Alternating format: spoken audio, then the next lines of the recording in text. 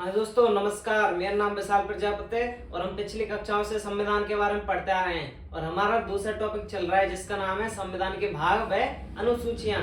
इससे पिछली कक्षाओं में हमने भागों के बारे में जाना था और कल की कक्षाओं से मतलब 2 दिन हो चुके हैं अपने, तो उसमें क्या जाना है अपन ने अनुसूचियों के बारे में। अपनी 3 अनुसूचियां अब तक कंप्लीट हो चुकी हैं। इसके बाद हम अपनी अनुसूचियों का आगे बढ़ाएंगे। हम शुरू करते हैं अपने अगला पॉइंट को। तो अपना टॉपिक चल रहा है क्या, अपना टॉपिक का नाम है भाग व अनुसूची। अपना पहला पार्ट हो चुका है भाग वाला और अब चल रही है अनुसूचियां। ठीक है भाई, अनुसूची। तो अपनी 3 अनुसूची अब तक कंप्लीट हो चुकी है और अब कौन सी अनुसूची, अपनी नंबर 4 की अनुसूची। शॉर्ट ट्रिक आपको याद ही होगी जो मैंने कल उससे पहले पिछली कक्षाओं में समझाई थी। तो पिछली कक्षा में हम जिस शॉर्ट ट्रिक के माध्यम से समझे थे उसी को आगे बढ़ा रहे हैं, जिसमें आता है 4 रा। ठीक है ना, याद है ना। तो 4 से 4 बन जाएगा चौथे नंबर का, रा से राज्यसभा। ठीक है, तो अपना किसके बारे में, राज्यसभा के बारे में। राज्यसभा की सीटें भाई, अनुसूची 4 में किसका वर्णन किया गया है, राज्यसभाओं की सीटों का वर्णन किया है। नॉर्मली है, बेसिक है। चौथा जो अपनी अनुसूची है बिल्कुल शॉर्ट में है। ठीक है, अनुसूची कहीं अनुच्छेद समझ लें आप इसको, इसलिए पूरा लिख देता हूं। ठीक है भाई, अनुसूची नंबर 4 राज्यसभा की सीटें। ठीक है, तो आइए इसमें जानते हैं। इसमें ज्यादातर सीटों के बारे में बताया गया है, जैसे कि एग्जाम्पल में सर्वाधिक। ठीक है, कि भाई किस जिलों क्या बोलते हैं, किस राज्य के बारे में बात कर रहे हैं। राज्यसभा में से राज्य के अंदर होगी। ठीक है, और इसकी नियुक्ति कौन करता है, राज्यपाल। किसके आदेश पे, राष्ट्रपति के आदेश पर। उसको बाद में जानेंगे। अभी इसको देखो, जैसे कि अधिक क्या बोल रहे हैं, सर्वाधिक। ठीक है, सर्वाधिक राज्यों से कौन कौन सीट आई है। ठीक है, और जैसे न्यूनतम, ये अपने आंकड़े हैं। जैसे कि आंकड़े लिखते हैं, जैसे पहला नंबर, जैसे कि पहला आएगा अपना यूपी का आंकड़ा कितना था, 31 सीटें थी। उस पे 31 सीटें थी। दूसरे नंबर पर आता है अपना महाराष्ट्र। ठीक है, महाराष्ट्र को क्या बोलते हैं, एमपी। महाराष्ट्र में कितनी सीटें थी, 19 सीटें थी। ऐसे ही तीसरे नंबर पे ये एक जो आंकड़ा मैं आपको लिखा रहा हूं, ये क्या बोलते हैं, विधानसभा का रियल आंकड़ा है। ठीक है ना, जो पिछले कुछ गतों से चलता आ रहा है। ठीक है, तो देखो ये 19 सीटें। अब इसके बाद जैसे टीएन मतलब तमिलनाडु,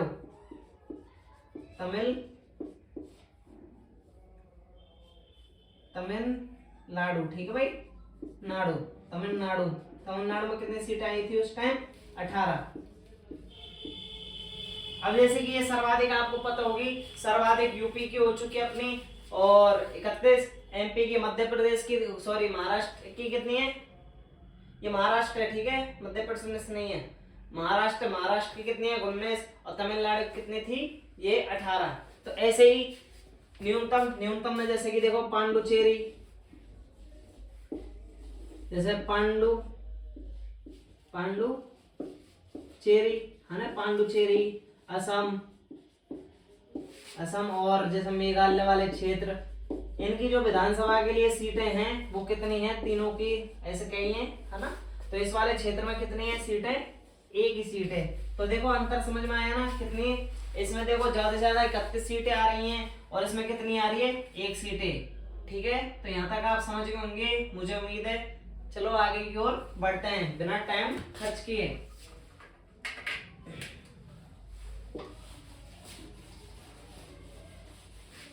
तो इसी के साथ अपनी चौथी अनुसूची, वो हालांकि छोटी है पर ये खत्म होती है। ठीक है, अब चलेगी अनुसूची नंबर 5।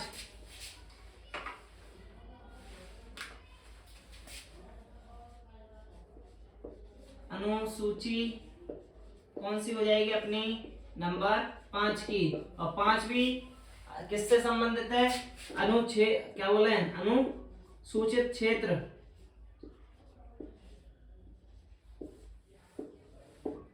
अनुसूचित क्षेत्र व जनजाति,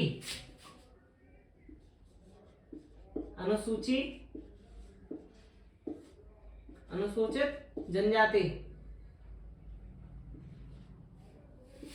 जनजाति वाले, ठीक है, इनके लिए वह उपबंध, ठीक है भाई, इनके लिए क्या किए गए हैं, उपबंध।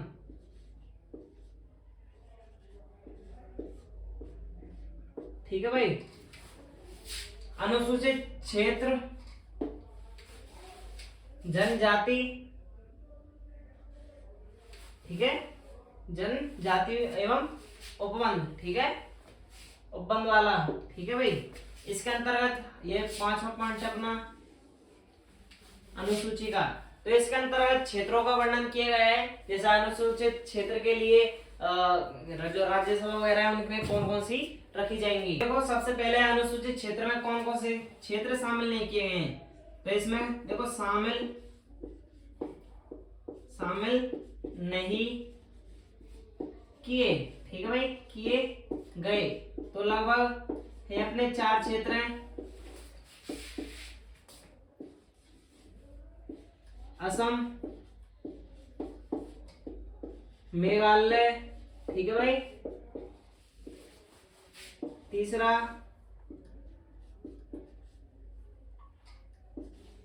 त्रिपुरा, और हो जाएगा अपना मिजोरम।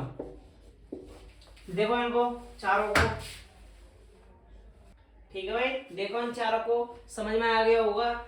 आप ये चीज समझो, इन जो चारों क्षेत्र हैं इन पे जो राज्य की, ठीक है, राज्य की कौन सी कार्यपालिका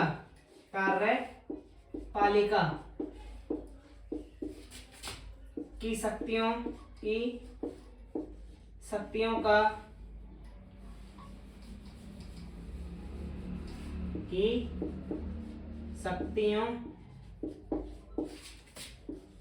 का विस्तार होगा, ठीक है भाई। राज्य में क्या कि कार्यपालिका की शक्तियों पर विस्तार होगा, मतलब कि राज्य के अंदर कौन सी कार्य करेगी, जो कार्यपालिका उसका भी शक्तियों क्या प्रभाव पड़ेगा, ठीक है। अगर वो कानून बनाती है कुछ भी तो वो प्रभाव पड़ेगा, ये, ठीक है भाई। नंबर 1 ये हो जाए। इसके बाद देखो नंबर 2 सा पॉइंट 1 आता है जिसका नाम है जनजाति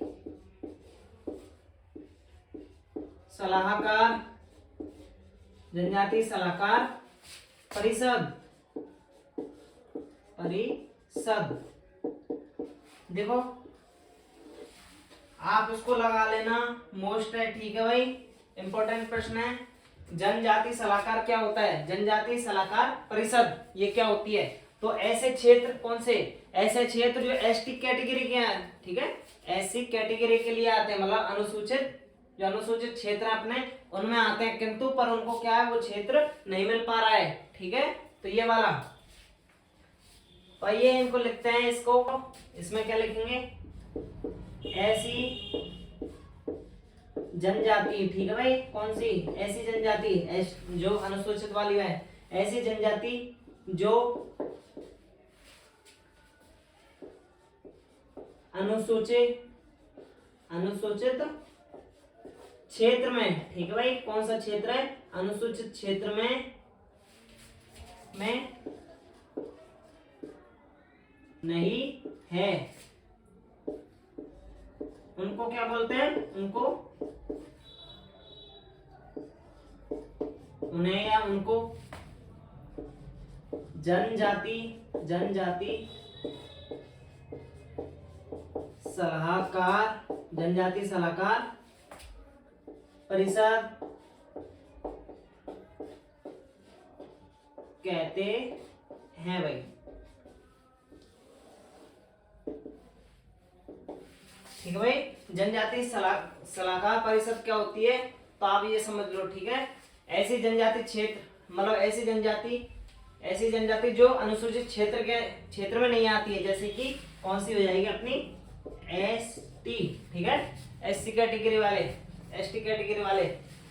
सलाहकार परिषद में क्या होता है, जो ऐसे क्षेत्र हैं अपने ये वाले, ठीक है, जनजाति वाले जो क्षेत्र हैं, इनके लिए क्या है, जो परिषद का गठन किया जाएगा, ठीक है, क्षेत्र में नहीं आते, ठीक है। ऐसी जनजाति जो अनुसूचित क्षेत्र में नहीं आते, उनके लिए किसका गठन किया गया है, उनके लिए जनजाति सलाहकार परिषद का क्या किया गया है, गठन किया गया है, ठीक है। तो आइए बढ़ते हैं आगे की ओर।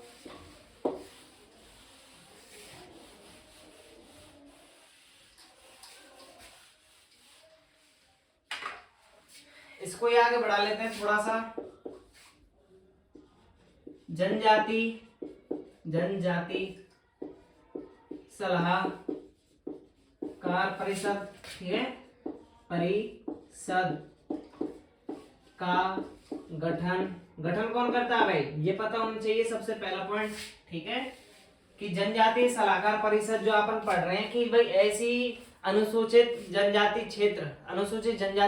जो अनुसूचित क्षेत्र के अंतर्गत नहीं आती है, ठीक है, और उनके लिए क्या बनाया गया है, उनके लिए परिषद बनाई गई है, जिसका क्या नाम हो जाएगा, जनजाति सलाहकार परिषद। तो इसका गठन कौन करता है, तो पहली बात ये इसका गठन करेगा राज्यपाल, ठीक है भाई, राज्यपाल, आगे समझ, गठन ये करेगा।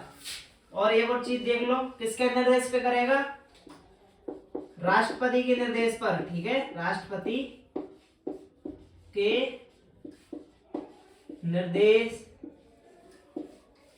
निर्देशानुसार, ठीक है, निर्देशानुसार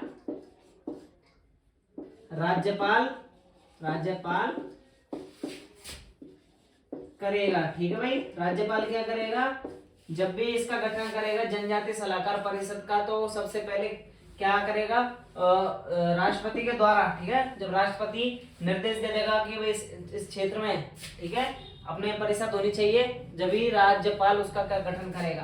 तो ये इसका ये पॉइंट, ठीक है, कि राष्ट्रपति को कैसे पता लगेगा कि भाई इसी क्षेत्र में करना है। इसके लिए जो राज्यपाल है भाई, ठीक है, जो वहां का राज्यपाल है, इसके लिए राज्यपाल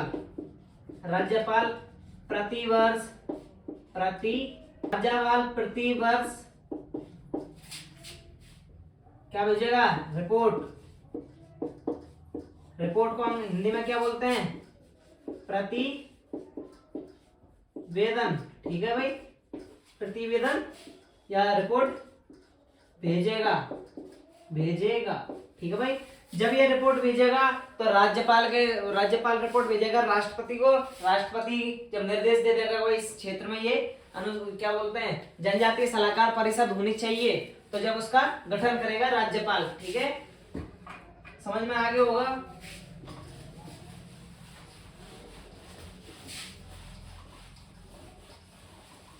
अब बढ़ते हैं आगे की ओर।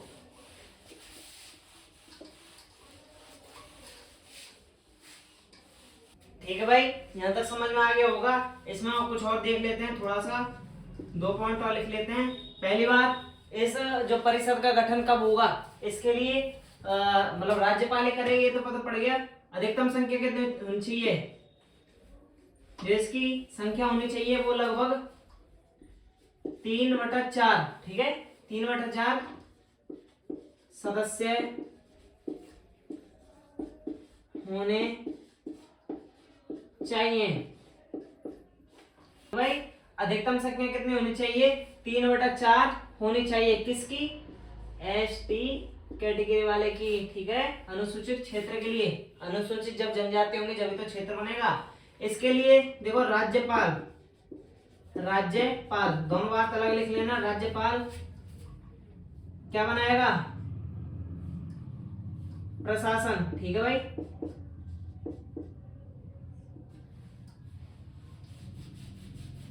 इनके लिए क्या बनाएगा, राज्यपाल कानून के लिए राज्यपाल कानून बनाएगा, नीति, ठीक है भाई, नीति बनाएगा।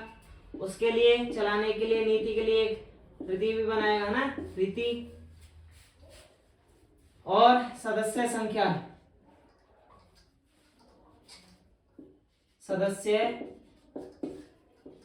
ठीक है भाई, चुनाव अगर होंगे तो सदस्य संख्या को के संख्या के तहत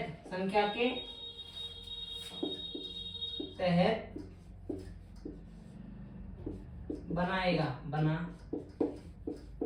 भाई जब भी वो कानून बनाएगा तो उसके लिए राज्यपाल है, राज्यपाल के द्वारा, ठीक है भाई, ऐसे लिख दिया, राज्यपाल के द्वारा कानून नीति रीति सदस्य संख्या उसको नापेगा, ठीक है भाई। भाई इतनी तो होनी चाहिए 3/4 के तहत ही बनाएगा क्या, जो कानून व्यवस्था है। आगे समझ। तो बढ़ते हैं अपने चौथे क्या बोलते हैं अगली अनुसूची की तरफ, अनुसूची नंबर 6, ठीक है भाई। यहाँ तक समझ में आ गई होगी। अपनी अनुसूची कौन सी हो जाएगी, अनुसूची नंबर 6 नंबर की, 6वें नंबर की। और अपने 6वें नंबर क्या है, पूर्ववर्ती राज्य, 6वां नंबर है पूर्ववर्ती राज्य। इसके लिए एक ट्रिक बता देता हूं, शॉर्ट में याद रहेंगे आपको ट्रिक। अमी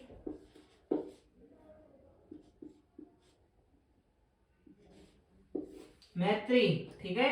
अभी मैत्री से क्या बन जाएगा, ये आ जाएगा पूर्ववर्ती क्षेत्र के लिए। भाई पूर्ववर्ती क्षेत्र है कौन से, ए से बन जाएगा अपना असम, ठीक है भाई, ए से बन जाएगा असम, मी से मिजोरम, नंबर 2 मिजोरम, 3 बन जाएगा मैत्री, मैं से क्या बनेगा मेघालय। और इतने तो आप समझदार होंगे। और इसके अपन क्या बना देंगे, 3 से बना देंगे त्रिपुरा, ठीक है भाई, समझ गए ना। तो इसका वर्णन किया गया है छठवीं अनुसूची के अंदर, पूर्ववर्ती राज्य ये है अपने, इसके लिए ट्रैक बन चुके हैं और ये अपने चारों राज्य हो चुके हैं। देख लो, फिर बढ़ते हैं आगे। ये अपने राज्य हो चुके हैं। अब एक और बात, इसमें ये बात ध्यान रखना, इसमें जिला परिषद बनता है, ठीक है भाई, जिला परिषद का गठन होता है, जिला परिषद का गठन, ठीक है भाई, जिला परिषद का गठन, जिला परिषद के लिए, जिला परिषद के गठन के लिए, ऐसे लिखो, जिला परिषद के गठन के लिए सदस्य संख्या लगभग, सदस्य संख्या कितनी होनी चाहिए भाई, उसमें लगभग 3/4 था, तो इसमें भी फिक्स होगी, तो ये है 30, मिनिमम कितने होने चाहिए, 30 सदस्य, ठीक है भाई। इसी के साथ अपनी 6वीं अनुसूची कंप्लीट होती है। देख लो एक बार ढंग से, ठीक है भाई।